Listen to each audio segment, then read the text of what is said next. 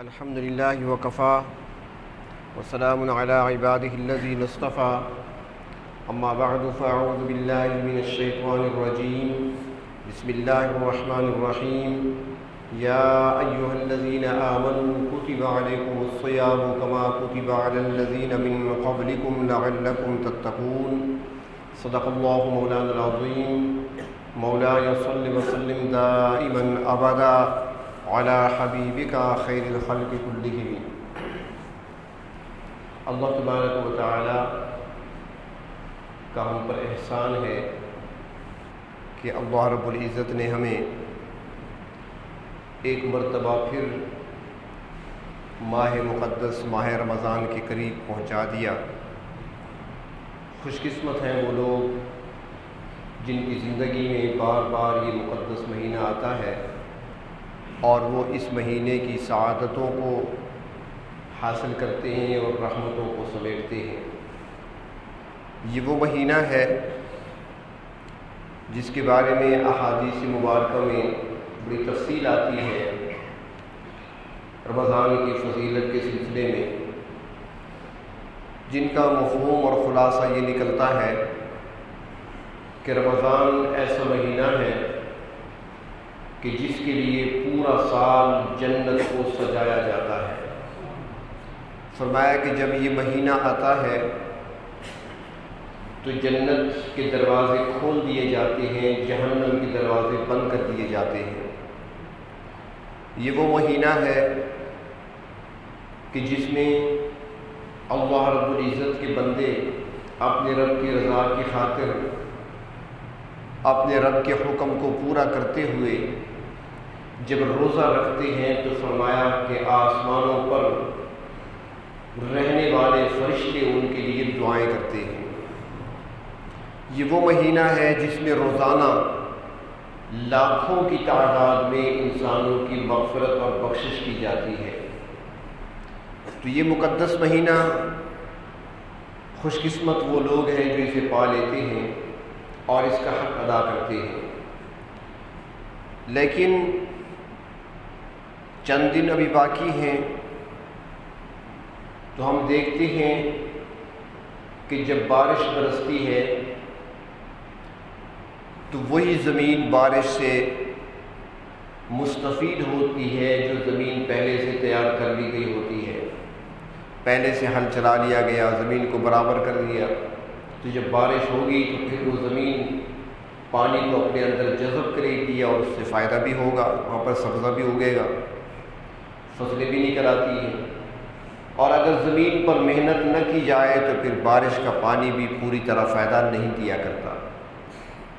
تو رمضان کے مہینے میں بارش کی طرح برستی ہیں اللہ کی طرف سے رحمتیں، لیکن زیادہ استفادہ وہ لوگ حاصل کرتے ہیں جو پہلے سے ہی اس کے لیے اپنے اندر کی زمین کو ہموار کر لیتے ہیں، اپنے دلوں کو پہلے سے صاف کر لیتے ہیں، تو پھر وہ اپنے دل کے برتن اللہ کی رحمتوں سے بھرا کرتے ہیں۔ دو دشمن ہیں ہمارے، بڑے دشمن ہمارے دو، ایک باہر کا دشمن ہے، ایک اندر کا دشمن ہے۔ اور یہ دونوں دشمن ایسے ہیں جن کو نہ تو لالچ دیا جا سکتا ہے، نہ انہیں ڈرایا جا سکتا ہے، نہ ان کو دھمکایا جا سکتا ہے، نہ ان کی خوشامد کی جا سکتی ہے، نہ ان کے آگے ہاتھ جوڑے جا سکتے ہیں، اور نہ ہی ان سے جنگ لڑی جا سکتی ہے۔ کوئی صورت بھی نہیں ان میں سے، دونوں دشمنوں سے کوئی جنگ نہیں کر سکتے ہم۔ کسی لالچ میں نہیں آتے، وہ معافی مانگی جائے، ہاتھ جوڑے جائیں، معذرت کی جائے، تب بھی کچھ نہیں بنتا۔ تو وہ دو دشمن کون سے ہیں؟ وہ دو خطرناک دشمن، ایک کو ابلیس کہا جاتا ہے اور ایک کو نفس امارہ کہا جاتا ہے۔ نفس اندر کا دشمن ہے اور شیطان باہر کا دشمن ہے، اور ان دونوں کی پکی دوستی ہوتی ہے آپس میں، کیونکہ وہ گھر کا بھیدی جب تک شامل نہ ہونا تو چور کو، باہر سے آنے والے ڈاکو کو پتہ نہیں چلتا کہ خزانہ کہاں پہ چھپا ہوا ہے، کسی کے گھر چوری ہو جائے نا تو پھر وہ پہلے یہ سوچتے ہیں کہ گھر کا بندہ کون سا ہے جس نے راستہ دکھایا. بتانے والا کوئی گھر کا بندہ ہی ہوگا، باہر والے کو کیا پتا کہ کون سی چیز کہاں پہ رکھی ہے، کون سی گلی کس طرف جاتی ہے. تو اندر کوئی دکھانے والا اپنا ہے. تو اسی طرح شیطان باہر کا دشمن ہے اور راستہ دکھانے والا نفس ہے انسان کا. اور ایک مزے کی بات بتاؤں کہ اللہ رب العزت نے جتنی چیزیں پیدا کی ہیں نا، ہر چیز کو جوڑا جوڑا بنایا ہے. ہر چیز کو اللہ نے جوڑا جوڑا پیدا کیا. یہاں تک کہ درختوں کے اندر بھی جوڑے. کھجور کا درخت ہے تو اس میں نر مادہ ہوتے ہیں، اس طرح دوسرے پودوں میں درختوں میں بھی ہوتی ہیں. ہر چیز کا اللہ نے جوڑا بنایا. اب یہاں بھی اللہ نے جوڑا بنایا ہے. شیطان کے لیے صیغہ مذکر کا استعمال ہوتا ہے اور نفس کے لیے صیغہ مؤنث کا استعمال ہوتا ہے. مؤنث کا صیغہ نفس کے لیے ہے اور مذکر کا صیغہ شیطان کے لیے. تو یہ جوڑا اللہ نے بنایا. تو اب دیکھیں، اگر ایک جوڑا ہے، میاں بیوی ہے، دونوں نیک ہیں، متقی ہیں، پرہیزگار ہیں، نمازی ہیں، روزے دار ہیں، تو ان کی اولاد جو پیدا ہوگی تو وہ بھی تو نیکی بنے گی نا. وہ بھی نمازی ہوگی، وہ بھی روزے دار ہوگی، وہ بھی نیکی اور تقویٰ کے راستے پر چلنے والی ہوگی. اور اگر میاں بیوی دونوں بدکار ہیں، بد کردار ہیں، بد اخلاق ہیں، دین سے دور ہیں، تو ان کی جو اولاد پیدا ہوگی تو وہ اپنے ماں باپ کی طرح ہی ہوگی. تو اسی طرح جب یہ جوڑا بن گیا نا، نفس امارہ اور شیطان، یہ جوڑا بنا، تو اب جو اعمال پیدا ہوتے ہیں ان دونوں کے ملاپ سے تو وہ کیسے ہوتے ہیں؟ اس میں بد اخلاقی ہوتی ہے، اس میں بے حیائی ہوتی ہے، اس میں بے شرمی ہوتی ہے، اس میں بد نگاہی ہوتی ہے، اس میں حرام خوری ہوتی ہے، حرام کاری ہوتی ہے. یہ ان سے پیدا ہوتی ہیں، اعمال پیدا ہوتی ہیں اس جوڑے سے. تو اب ان کی جو دشمن ہیں ہمارے دو، ان سے بچنے کا طریقہ کیا ہے؟ کیونکہ شیطان کیا چاہتا ہے؟ شیطان تو یہ چاہتا ہے نا کہ انسان حرام کھائے، حرام بولے، حرام سنے اور حرام ہی کہتا رہے. وہ تو یہی چاہتا ہے. اب ان چیزوں سے بچنے کی صورت کیا ہے؟ تو اللہ کے محبوب صلی اللہ علیہ وسلم سے جب پوچھا گیا تو آپ نے فرمایا کہ روزے رکھو. علاج کیا ہے؟ روزے رکھو. جب روزہ رکھو گے تو بہت ساری وہ جائز چیزیں جو پہلے حلال تھیں، جائز تھیں، اللہ نے ان سے روک دیا. اب روزہ رکھ لیا ہے تو کھا نہیں سکتے جو پہلے جائز تھا، حلال تھا. پانی پینا حلال تھا، اب نہیں پی سکتے. بیوی کے قریب نہیں جا سکتے جو کہ حلال ہے لیکن روک دیا گیا ایک وقت تک کے لیے. تو جب ان چیزوں سے روک دیا گیا تو پھر حرام چیزوں سے تو خود بخود رکنا چاہیے. اب دیکھنا بھی حرام نہیں ہے، اب حرام بات کو سننا بھی نہیں ہے، اب حرام بات کرنی بھی نہیں ہے، حرام کو کھانا بھی نہیں ہے اور حرام سوچنا بھی نہیں ہے. یہ ساری چیزیں چھوڑیں گے. جب یہ چیزیں چھوڑیں گے تو شیطان کے داؤ سے بھی بچ سکتے ہیں، اپنے نفس کو بھی ہم مرغوب کر سکتے ہیں. دونوں کا علاج روزے میں رکھ دیا گیا. تو اس لیے اللہ رب العزت نے سال میں ایک مہینہ بطور انعام کے ہمیں روزے کا، رمضان کا عطا فرمایا، جہاں اس مہینے میں خیر و برکت کا نزول ہوتا ہے، رحمتوں کا نزول ہوتا ہے، رب تعالیٰ کی طرف سے پکارا جاتا ہے روزانہ رات کو. ہے کوئی معافی مانگنے والا جسے معاف کیا جائے؟ ہے کوئی سوال کرنے والا جس کو عطا کیا جائے؟ ہے کوئی دامن پھیلانے والا جس کا دامن بھر دیا جائے؟ اعلانات ہوتی ہیں، بلایا جاتا ہے، پکار ہوتی ہے رب تعالیٰ کی طرف سے، رحمتوں کا نزول ہوتا ہے، رحمتوں کی بارش ہوتی ہے. اور علاج بھی ہو رہا ہے. شیطان سے بچاؤ کا علاج بھی ہے، اس کے داؤ سے بھی انسان بچ سکتا ہے، کیونکہ شیطان کی کوشش ہی ہوتی ہے. علماء نے لکھا ہے کہ شیطان دو کام کرتا ہے. ایک کام تو یہ کرتا ہے کہ کسی بھی گناہ کو جب انسان کے سامنے لاتا ہے تو اس کو مزین کر کے، خوبصورت کر کے، اس کے اوپر سونے کا غلاف چڑھا کر انسان کے سامنے پیش کرتا ہے. مثلاً وہ رشوت لے رہا ہے، تب شیطان کیا اس کے سامنے باغ دکھائے گا اس کو، بھائی اس سے تم پلاٹ لے سکتے ہو، تمہارے بچوں کا مستقبل بن سکتا ہے، رشتہ داروں میں شادی ہونے والی ہے، ان کے اخراجات ہوں گے، بیوی خوش ہو جائے گی، اور بیوی کو خوش رکھنا یہ بھی تو سنت ہے، یہ بھی دین کا کام ہے. تو اس طرح کی سوچیں اس کے ذہن میں ڈال دی جاتی ہیں کہ تم رشوت لے لو، اس سے کچھ نہیں بنتا، بعد میں توبہ کر لینا، استغفار کر لینا. وہ دوسرا پہلو نہیں دکھاتا کہ اگر تم نے لے لی رشوت تو اللہ کے نبی نے فرمایا کہ لینے والا دینے والا دونوں جہنمی ہیں. وہ یہ نہیں بتائے گا. وہ یہ نہیں بتائے گا کہ اگر تمہاری یہ چوری پکڑی گئی، رشوت لیتے ہوئے تم پکڑے گئے، تمہاری نوکری بھی جا سکتی ہے، تمہاری ملازمت بھی ختم ہو سکتی ہے، جو جمع سرمایہ تمہارے پاس ہے وہ بھی ضائع ہو سکتا ہے، نقصان بھی ہو سکتا ہے. اور یہ جب لوگے تم یہ حرام ہے، بچوں کو کھلاؤ گے، بچوں کے جب پیٹ کے اندر یہ حرام جائے گا، رشوت کا مال جائے گا تو ان کے اندر بد اخلاقی آئے گی، بد کرداری آئے گی، نقصان ہوگا آپ کی اولاد کا، ان کی تربیت صحیح نہیں ہو سکے گی. یہ باتیں شیطان نہیں بتاتا. وہ اچھا کر کے گناہ کوئی بھی ہو اس کے انجام کے بارے میں وہ سوچنے نہیں دیتا. وہ اس کو خوب مزین کر کے خوبصورت بنا کر انسان کے سامنے پیش کرتا ہے اور انسان اس راستے پر چل پڑتا ہے. تو ایک تو شیطان کا کام یہ ہے کہ وہ گناہ کو، غلط کام کو، اللہ کی نافرمانی کو مزین کر کے خوبصورت کر کے انسان کے سامنے پیش کرتا ہے. اور دوسرا کام شیطان کا یہ ہے کہ انسان جتنا بھی گیا گزرا ہو، کبھی کبھار اس کے دل میں خیال ابھرتا ہے، اس کے اندر چھپی ہوئی اللہ کی محبت کبھی جاگنے کی کوشش کرتی ہے کہ بھئی بہت گناہ کر لی، اب تو توبہ کر لو. دیکھو فلاں جوان کو دیکھو، مسجد میں بیٹھا ہوتا ہے صبح و شام، اللہ کی عبادت میں لگا ہے، تسبیح پڑھ رہا ہے، تم کیا کر رہے ہو؟ تم بھی جاؤ گے تسبیح اٹھا لو، تم بھی نماز پڑھ لو. انسان کا اپنا اندر ضمیر انسان کو کہتا ہے، لیکن شیطان پھر اس کو تھپکی دیتا ہے. یہ کیا کرتی ہے، بڑی عمر پڑی ہے، ابھی تو بڑی زندگی پڑی ہے، بعد میں توبہ کر لینا. اب جب توبہ کر لو گے پھر تمہارا یہ نقصان ہوگا، پھر یہ نہیں کر سکو گے، یہ نہیں کر سکو گے، جھوٹ نہیں بول سکو گے، چوری نہیں کر سکو گے، پھر نماز پڑھنی پڑے گی، مسجد میں بیٹھنا پڑے گا. ابھی کیا کرنا ہے، تم نے بڑی عمر پڑی ہے، کچھ وقت گزار لو، اس کے بعد پکی توبہ کر لینا. اب توبہ خطرہ ہے نا، ٹوٹ جائے گی، پھر بعد میں پکی توبہ کر لینا، فی الحال نہ کرو. تو شیطان ایک تو گناہ کو مزین کر کے پیش کرتا ہے، اور دوسرا وہ انسان کو توبہ کرنے سے روکتا ہے. اور وہ کیوں روکتا ہے؟ اس لیے کہ اندر جو گناہ اس کی پرورش پا رہے ہیں تاکہ وہ تناور درخت بن جائے.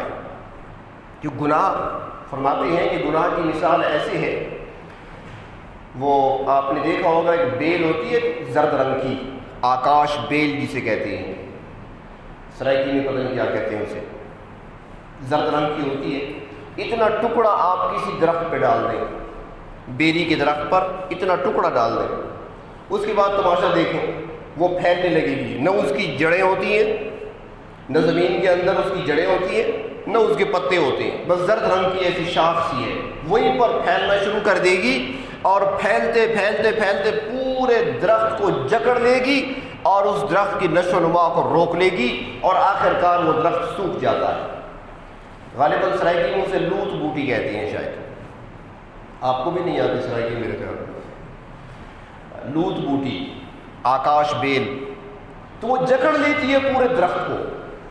تو گناہ جو ہے فرماتے ہیں کہ اس کی مثال بھی یہی ہے. انسان نے گناہ کیا، توبہ کر لی تو یوں سمجھے وہ جو ٹکڑا آپ نے ڈالا تھا درخت پر اس کو ہٹا دیا، اور اگر توبہ نہیں کی تو وہ بڑھنے لگا، اور آپ گناہ پہ گناہ کرتے گئے، وہ بیل اندر بڑھتی چلی گئی یہاں تک کہ اس نے آپ کے باطن کو اچھی طرح جکڑ لیا.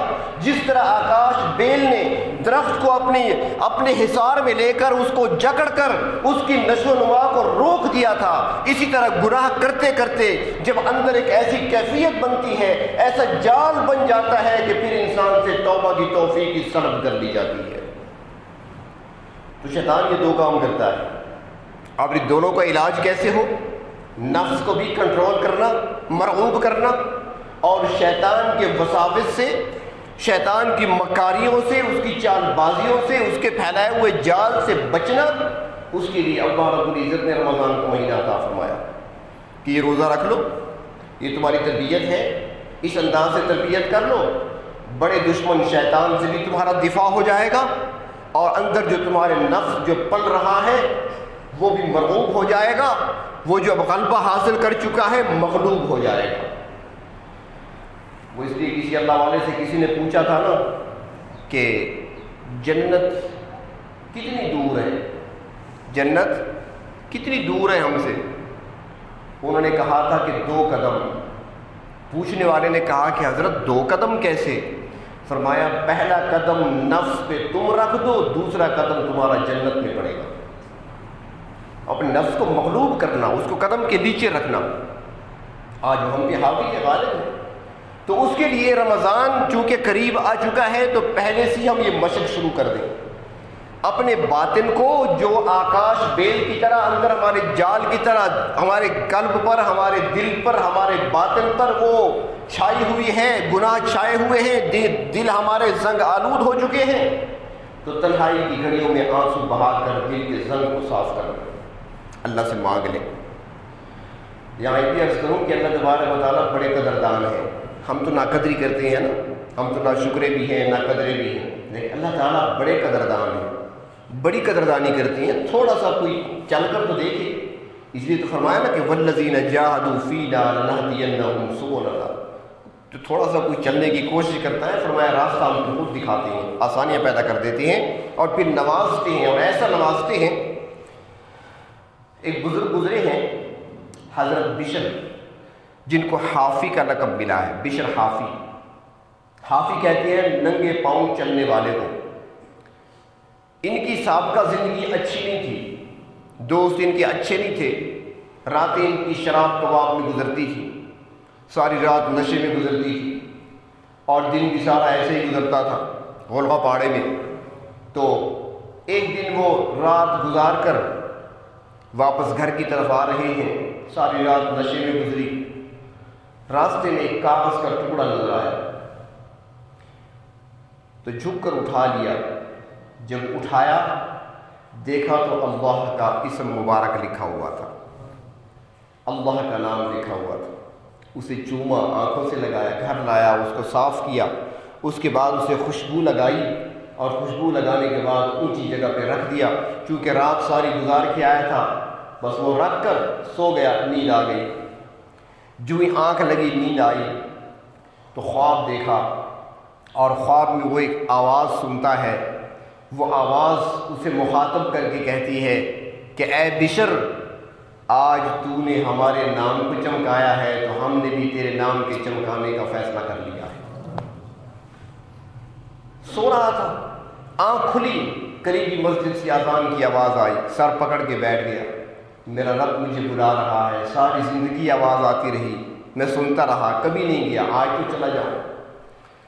کپڑے بدلے، تیاری کی، سیدھا مسجد پہنچا۔ جب مسجد پہنچا تو وہاں کیفیت بدل گئی، اللہ تبارک و تعالیٰ تو نواز رہے تھے اسے، اب دل کی حالت بدل گئی، بس وہی مسجد میں بیٹھے رونا شروع کر دیا، اپنی خطاؤں پر پکی سچی توبہ کر لی، اور اس کے بعد حالت یہ بنی کہ گھر سے مسجد، مسجد سے گھر، محدود زندگی۔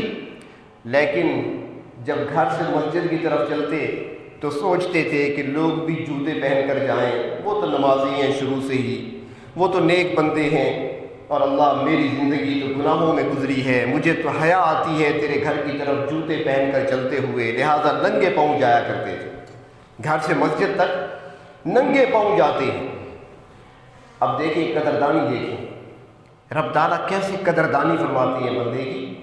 اب بشر حافی اللہ کے نام کا احترام کیا، ادب کیا، اللہ اپنے گھر اپنے در پہ لے آئے اسے، اور پھر جب اس نے اللہ کے راستے میں ننگے پاؤں چلنا شروع کیا تو اس زمانے میں ہر گھر میں بکریاں ہوا کرتی تھیں، ہر گھر میں جس طرح آج کل موٹر سائیکل ہوتی ہیں، 1 2 3 موٹر سائیکل ہر گھر میں، اس زمانے میں سواریوں کے طور پر گدھے، خچر اور گدھے ہوتے تھے یا گھوڑے ہوتے تھے، ہر گھر میں 1 2 گھوڑے ہیں، 1 آدھ گدھا خچر ایک گھر میں ہے، ہر گھر میں دودھ کے لیے بکری بھی ہے، گائے بھی ہے، تو وہ سارا ریوڑ، بکریاں، بھیڑیں، گائے، بھینسیں، گھوڑے، گدھے، خچر گلی سے گزرا کرتے تھے چرنے کے لیے، صبح جاتے اور شام کو واپس آتے، تو اسی راستے سے بشر بھی چلتے تھے گھر سے لے کر مسجد تک ننگے پاؤں۔ تو لکھا ہے کتابوں میں کہ اللہ رب العزت نے ان جانوروں کو بھی شعور عطا کیا کہ وہ گھوڑے، وہ گدھے، وہ خچر، وہ گائے، وہ بھینسیں، وہ بکریاں، وہ بھیڑیں جس راستے سے بشر گزرتے تھے اس راستے میں وہ پیشاب نہیں کرتے تھے کہ یہاں سے بشر نے گزرا ہے، کہیں اس کے پاؤں گندے نہ ہو جائیں۔ ایسی قدردانی اور ایسا مقام اللہ نے پھر عطا فرمایا کہ ایک مرتبہ 10 نوجوان دوست کھڑے تھے، آپس میں گپ شپ لگ رہی تھی، تو انہوں نے اپنے ایک ساتھی سے کہا کہ یار بھوک لگی ہے، کچھ کھانے کے لیے تو کچھ لے آؤ۔ اس طرح ہمارے یہاں ہوتا ہے نا، چند دوست بیٹھے ہیں، ایک سے کہتے ہیں یار کچھ سموسے لے آؤ، کوئی دہی بلے لے آؤ، مل کر کھا لیتے ہیں۔ تو انہوں نے بھی ایک ساتھی سے کہا کہ چلو لے آؤ کچھ کھانے کے لیے. باقی کھڑے ہیں گپ شپ میں یا بیٹھے ہیں, اس کو بھیج دیا. اس نے کافی دیر لگائی اور کافی دیر کے بعد آیا اور ایک تربوز لے کر آ گیا. انہوں نے کہا یار بڑا اچھے آدمی ہو تم, شریف بندے ہو, ہم نے تمہیں پیسے دیے جلدی سے لاؤ, بھوک لگی تھی, ایک تم اتنی دیر سے آئے ہو, دوسرا تربوز لے کر آئے ہو, تربوز کھانے کی چیز ہے. ہم نے کہا کوئی بھوک مٹے گی کوئی اور چیز لے کر آتے, یہ تو پانی سے بھرا ہوتا ہے, اندر کیا ہوتا ہے اس میں. اس نے کہا میری بات پہلے سن لو پھر جو تمہاری مرضی کہنا. انہوں نے کہا بتاؤ. اس نے کہا بات یہ ہے کہ میں کوئی چیز لینے کے لیے جب بازار کی طرف گیا تو راستے میں ایک دکان تھی میوے کی, میوہ فروش تھا, فروٹ کی دکان تھی. اس پر یہ تربوز بھی رکھے ہوئے ڈھیر لگا ہوا تھا. وہاں پر اللہ کے ولی بشر حافی کھڑے تھے, وہ لوگوں کو واعظ و نصیحت کر رہے تھے. کچھ لوگ جمع تھے, یہ کھڑے ہیں ان کو واعظ کر رہے ہیں, نصیحت کر رہے ہیں. تو میں بھی وہاں ٹھہر گیا کہ اللہ کے نیک بندے کی گفتگو ہے, میں بھی سن لوں. تو میں وہاں کچھ دیر کے لیے رک گیا. اب بشر حافی بات کرتے کرتے تھک گئے تھے, تو ساتھ چونکہ ڈھیر لگا ہوا تھا تربوز کا, انہوں نے ایک تربوز پر ہاتھ رکھ دیا. جیسے بندہ کھڑا ہوتا ہے, تھک جاتا ہے تو ہاتھ کسی چیز پر سہارا لیتا ہے, تو انہوں نے تربوز پر ایسے ہاتھ رکھ دیا اور اپنی بات کرتے رہے. جب بات مکمل ہو گئی اور وہاں سے رخصت ہوئے تو جس تربوز پر ہاتھ رکھا تھا وہاں پر موجود ہر شخص چاہتا تھا کہ وہ تربوز میں لے لوں. دکاندار نے دیکھا کہ یہ تو قیمتی چیز بن گئی ہے, وی آئی پی شخصیت نے ہاتھ رکھا ہے تو اس کا مقام بڑھ گیا ہے. اس نے قیمت بڑھا دی, وہ قیمت بڑھاتا گیا. جتنی قیمت دکاندار نے مانگی اتنے پیسے میرے پاس تھے, آپ نے دیے تھے. تو میں نے کہا بجائے اور چیز لینے کے یہ تربوز برکت والا میں کیوں نہ لے لوں. تو وہی بابرکت تربوز تمہارے لیے لایا ہوں, اب بتاؤ میں نے غلط کیا ٹھیک کیا. سب نے کہا ٹھیک کیا. کاٹے کھاتے ہیں سب تربوز. تربوز کھایا. جب تربوز اندر گیا اندر کی زندگی بدل گئی, اندر کی حالت بدل گئی, دل کی کیفیت بدل گئی. بظاہر تو تربوز تھا لیکن ہاتھ بشر حافی کا لگا تھا. اللہ نے کیسا نوازا, اس ہاتھ کے اندر کتنی برکتیں رکھ دیں. جب تربوز کھا بیٹھے تو آپس میں کہتے ہیں یار زندگی گناہوں میں گزاری ہے, آؤ چل کر توبہ کرتے ہیں. 10 کے 10 مسجد میں آتے ہیں, اللہ کے سامنے روتے ہیں, آنسو بہاتے ہیں, توبہ کرتے ہیں. چند دن توبہ کر لی, چند دن کے بعد مسجد میں گزارتے رہے, اس کے بعد کہنے لگے یار اب دنیا میں جی نہیں لگتا, اب دنیا میں دل نہیں لگتا, کوئی ایسا طریقہ بنے کہ جلدی سے ہم جنت پہنچ جائیں. تو انہوں نے کہا کہ اسلامی لشکر فلاں مقام پر, ترتوس کے مقام پر کفر کے خلاف برسر پیکار ہے, چلتے ہیں ہم بھی جہاد میں شریک ہو جاتے ہیں. وہ 10 کے 10 جوان جہاد میں شریک ہوئے اور 10 کے 10 اس جہاد میں شہید ہو گئے. تو اللہ تبارک و تعالیٰ پھر کیسی قدردانی فرماتے ہیں, بہت قدردان ہیں, اپنے بندوں کے اعمال کی بڑی قدردانی کرتے ہیں. تو اس لیے رمضان کا مہینہ آ رہا ہے, ہم بھی رمضان کی قدر کر لیں, ہم بھی قدردانی کریں اللہ رب العزت کی نعمتوں اور احسانات کی. ابھی سے ہی اپنے باطن کو صاف کرنا شروع کریں تاکہ جب رمضان کا مہینہ آئے تو رحمتوں بھی جب بارش برسے گی تاکہ ہم بھی اس سے پورا استفادہ کر سکیں. اللہ تبارک و تعالیٰ عمل کی توفیق عطا فرمائے.